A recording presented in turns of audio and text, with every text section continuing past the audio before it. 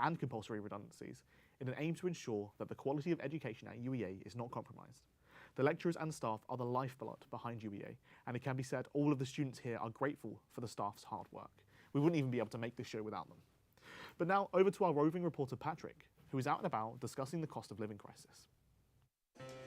Here I am today on UEA campus in the Blackdale building, the most decrepit and horrible building on this campus. Ever since the COVID-19 pandemic, our country as a whole and the university have been struggling with money. As you can see here, the value of money has decreased over time, making things very difficult for the staff and students alike.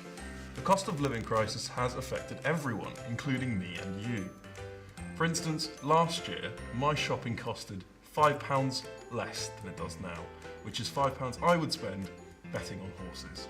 Energy prices have risen tenfold, which is why, to keep myself warm during the cold, harsh winters here in Norwich, I've started doing this. UEA has appointed David Maguire as the new Vice-Chancellor. Hopefully, he can pull us out of the money pit that we have fallen into. Otherwise, it might be the end of UEA-ness as we know it. Back to James in the studio. It's remarkable to see how the cost of living crisis has been affecting the students. The conversations like this need to be had in order to create change to support those who need it most. But now, let's welcome tonight's guest. He is a student who is vehemently for the strikes, and he's been out on the picket line actively trying to ensure the student voice is heard. Please welcome to the show, James. It's a pleasure to be here, Mr. Bond, honestly. Well, it's lovely having you here. It's lovely to have to be able to speak to someone who has been out there on the front lines. How's it been going for you, striking for the university? Against the university, obviously. Honestly, I just feel so good about it. I mean, seeing everyone out there, so many people together to support a good cause, there's nothing better than that. It's perfect, yeah. It must be a great feeling to have all the people around you, team morale, everyone's out there early in the morning, in the cold, in the rain, just being able to try and get their voice heard, get essentially their point across to the university. Yeah, it's honestly what I get up every day to do. Yeah. I just love it so much. Whatever we're striking, I'm there. Yeah. So what the UCU want, they want compulsory redundancies to be scrapped. They want they want to be able to have more money essentially. They want to be able to be basically compensated for the work they put in. Is that what you're there to support? Exactly that. Yeah. And yeah, we've been out there for a long time now, a few weeks, and I think we are getting places. It's good, yeah. It's good that progress is being made, and it must feel good for you to be able to be there, to say you were part of it essentially. Yeah, I mean, I was one of the first. I'm always the first to be there and the last to leave. That's how I like to look at it. Yeah. Just like me in bed. Exactly. So essentially, with the strikes, there's not just the UCU. You've been there with the rail strikes. You've been there with the RMT, the rail unions. Yeah? I have indeed. It's very important to me to get to all these protests and strikes, and I think that the rails they just help me so much. So there's something I'm very, very in favour of. Well, thank you very much, James, for coming in today to discuss your point of view on the strikes. He'll be sticking around in the studio to show us how to make our very own picket sign later on. However, first, Patrick has a report to share. Thank you again, James. Recently now, the Vice-Chancellor of UEA, David Richardson, has announced his resignation and his intent to step down from his role that pays him over £200,000 a year, following the release of his expense report which exposed the unnecessary expenses he had claimed. He'd been reported having used the students' money on travelling to Hong Kong, riding in limousines and maintaining the grounds of his house. I mean, who spends £20,000 on gardening, His expenses were as weak as the Greek economy.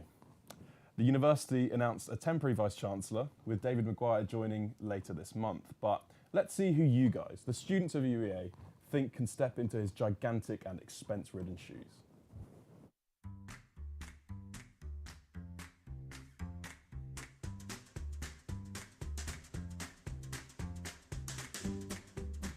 I think Jeremy Clarkson should replace the Vice Chancellor. Does it have to be a serious answer? Okay, can I just say Sylvester? Oh my gosh. Harry Styles. Oh God. Gemma Collins. Harry Styles. He's my answer to everything. I'm gonna go with Taylor Swift, the Queen herself. Beyonce. I don't know, just feel like he's a fun guy. I would say Lewis Capaldi, because I think obviously he's quite funny, comedian, Sylvester. I don't know. I don't know anyone intellectual. Someone with a lot of personality like Gemma Collins, I would love. I would choose David Attenborough. I think he's quite a likeable character, unlike Vice Chancellor, so I think he'd be a good fit. Political yet educationally inclined. It could be a celebrity or a fictional character or anything. Yeah. Can I speak right into the mic for a good ASMR moment? Do you want that? If you want to, yeah. I'm gonna vote for Meryl Streep. Actually, sorry. No, I'm not.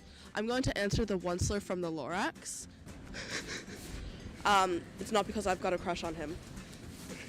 Perfect. Great.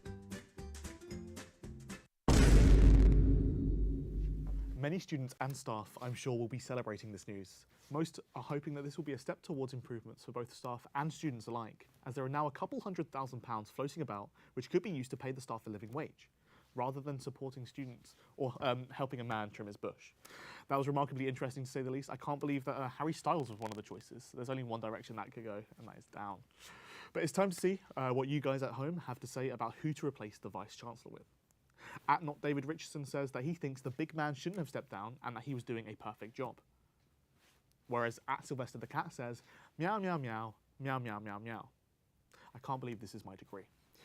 But for tonight's final segment, our guest here is joining us to help us make a proper big picket sign. So do you want to follow me over to the make table, James? Of course. Yeah. So we have some equipment here, equipment you've lined out you wanted us to bring. Indeed. Cardboard is a very good starting point because it's, everyone has cardboard lying around. It's versatile, yeah. I mean, everyone gets deliveries in. It's perfect. Is there any other equipment other than cardboard you would tend to use? Well, if you are out there all the time like me, you can upgrade to like some like polyester plastic stuff, some like a whiteboard, chalkboard, whiteboard, anything which is light and durable and whatever. So, how would you write? Would you write as big as possible, as big as you can see? Well, you don't want too many words. Yeah.